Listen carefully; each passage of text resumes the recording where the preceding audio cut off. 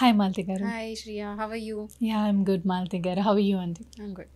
మాలతి గారు, హిందూస్ కావచ్చు, Mm. Christians కావచ్చు, ఒక పెళ్లి చేసుకున్న తర్వాత వాళ్ళు విడాకులు ఇచ్చిన తర్వాత ఇంకొక పెళ్లి చేసుకోవాలి. Mm. ముస్లిమ్స్లో మాత్రం ఒక పెళ్లి చేసుకున్నాక 4 పెళ్ళిళ్ళ వరకు వాళ్ళకి లా అనేది ఉంది. అసలు దీన్ని ఏ విధంగా చూసుకోవచ్చండి?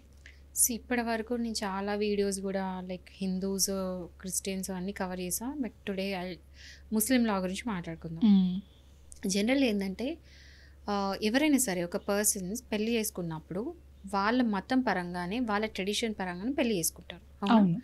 సో ఏంటంటే ఇప్పుడు ముస్లిమ్స్ వచ్చేసి వాళ్ళ పర్సనల్ ముస్లిం లా బట్టి అన్ని లా ఏముందో వాళ్ళ పెళ్ళికి అవన్నీ అప్లై అవుతాయి. జనరల్లీ మనం ఏంటంటే కస్టమ్స్ పెళ్లి చేసుకుంటాం, కానీ ముస్లిమ్స్ వచ్చి కాంట్రాక్ట్ లాగా ఉంటుంది.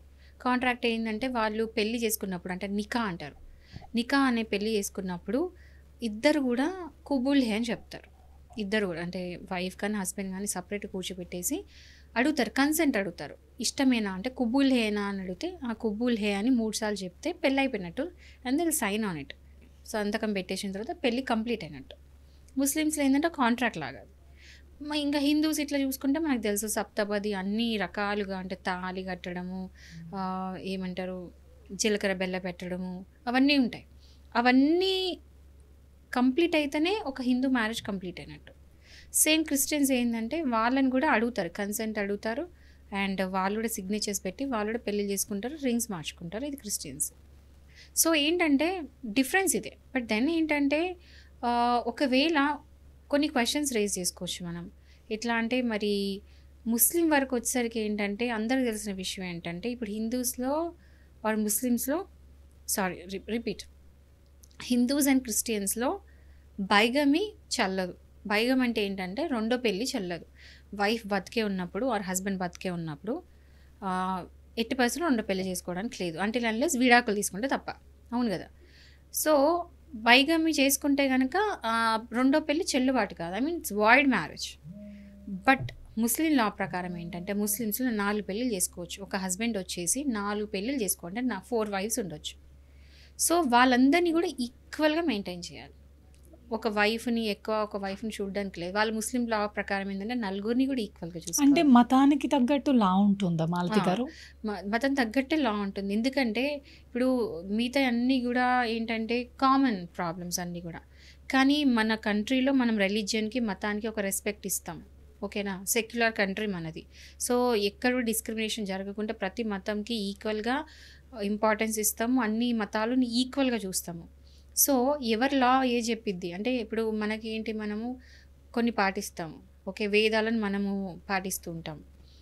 ముస్లిమ్స్ వచ్చి ఖురాన్, వీళ్ళు వచ్చి క్రిస్టియన్స్ వచ్చి బైబిల్స్. సో అలాంటి బైబిల్ చూస్తారు కాబట్టి మన వేదాలు మనం ఏం చెప్తుంది, పెళ్ళిళ్ళు ఎలా జరగాలి ఇవన్నీ కూడా మనకు చెప్తారు. మనం అలానే ఆ ట్రెడిషన్ ఫాలో అవుతున్నాం. ముస్లిమ్స్ కూడా వాళ్ళ తగ్గట్టు వాళ్ళు ఫాలో అవుతున్నారు, మనం అల్లి డిస్టర్బ్ చేయడానికి లేదు. సో వాళ్ళు 4 పెళ్ళిళ్ళు చేసుకోవడం వాళ్ళ దాంట్లో వాళ్ళ ముస్లిం లాలు వాళ్ళ షరియాలలో అది అలౌడ్ అనమాట. సో 4 పెళ్ళిళ్ళు వాళ్ళు చేసుకోవచ్చు, కానీ 5th మ్యారేజ్ మళ్ళీ వాళ్ళకి వాయిడబుల్, అంటే ఆ మ్యారేజ్ చెల్లు కాదు, ఓన్లీ 4 మాత్రమే. సో ఇది ఉంటుంది. సో మెయింటెనెన్స్ కూడా ఏంటంటే ఆ 4 వైఫ్స్ని ఈక్వల్గా చేయాలి. రేపు వాళ్ళు ఏమైనా డివోర్స్ అంటే ముస్లిమ్స్ కనుక విడాకులు తీసుకోవాలనుకుంటే కూడా వాళ్ళకి ఏంటంటే ముందు ట్రిపుల్ తలాక్ ఉండేది, అంటే తలాక్ తలాక్ తలాక్ అంటే అయిపోయేది. బట్ ఇప్పుడు ఏంటంటే కొంచెం కోర్ట్స్కి వచ్చి వాళ్ళు అంటే అప్లై చేసుకొని కోర్టులో రెగ్యులర్ ప్రొసీడింగ్స్ జరిగిన తర్వాతనే విడాకులు అవుతున్నాయి, మారిపోయింది కాబట్టి. సో అప్పుడు ఏంటంటే ఆ తర్వాత ఏంటి మెయింటెనెన్స్ ఎట్లా ఇవ్వాలి అంటే ఒకవేళ ఏ వైఫ్కైనా మెయింటెనెన్స్ ఇవ్వాలి అనుకుంటే మాత్రం అందరు వైఫ్స్కి ఎంత మెయింటెనెన్స్ ఇస్తున్నారో ఆవిడ కూడా అంతే మెయింటెనెన్స్ ఇవ్వాలి.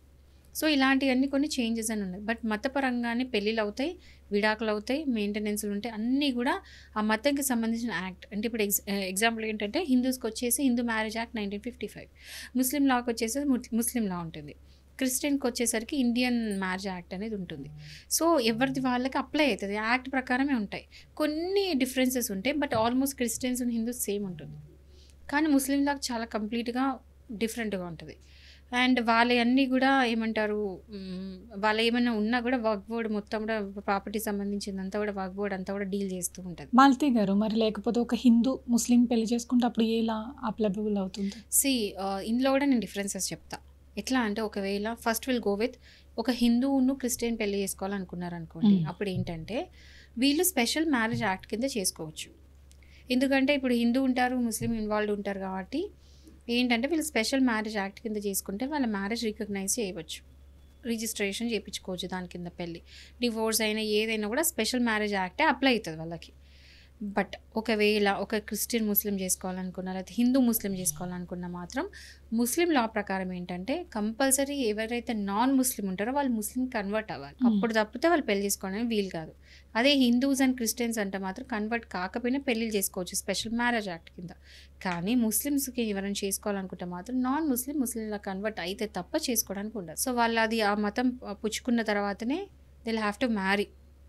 సో ఈ డిఫరెన్సెస్ అనేది ఉంటుంది. మాలతి గారు, ఇప్పుడు ముస్లిమ్స్లో 4 పెళ్ళిళ్ళ దాకా ఉంది అనేసి అన్నారు లాలో. ఒకరికి విడాకులు ఇచ్చి చేసుకోవాలా, నలుగురికి చేసేసుకోవచ్చు ఒకరి తర్వాత ఒకరిని నలుగురిని చేసుకోవచ్చు, విడాకులు ఇవ్వకుండా చేసుకోవచ్చు. వాళ్ళకి లీగల్ వైఫ్స్ 4, లీగల్ వైఫ్స్ నలుగురిని చేసుకోవచ్చు. 4 పెళ్ళిళ్ళ వరకు వాళ్ళకి లీగలే. మనకి సెకండ్ మ్యారేజ్ ఎట్లయితే వాయిడ్ మ్యారేజో ఇల్లీగలో, వాళ్ళకి 5th మ్యారేజ్ ఇల్లీగల్. సో 4 పెళ్ళిళ్ళ వరకు వాళ్ళకి కంప్లీట్లీ అలౌడ్ వాళ్ళ లా ప్రకారం. ఇప్పుడు హిందూ క్రిస్టియన్ పెళ్లి చేసుకుంటే ఓకే ఫైన్, అది 2 లాస్ ఒకేలా ఉంటాయి కాబట్టి అంత ఇబ్బంది ఉండదు. ఒకవేళ హిందువును కనుక క్రిస్టియన్ కనుక పెళ్లి చేసుకుంటే స్పెషల్ మ్యారేజ్ యాక్ట్ కింద పెళ్లి చేసుకోవాల్సి ఉంటుంది. అప్పుడు హిందూ మ్యారేజ్ లా అప్లై కాదు, యాక్ట్ అప్లై కాదు. Not even Christian marriage, Indian marriage act కూడా అప్లై కాదు. But then special marriage act apply అవుతుంది.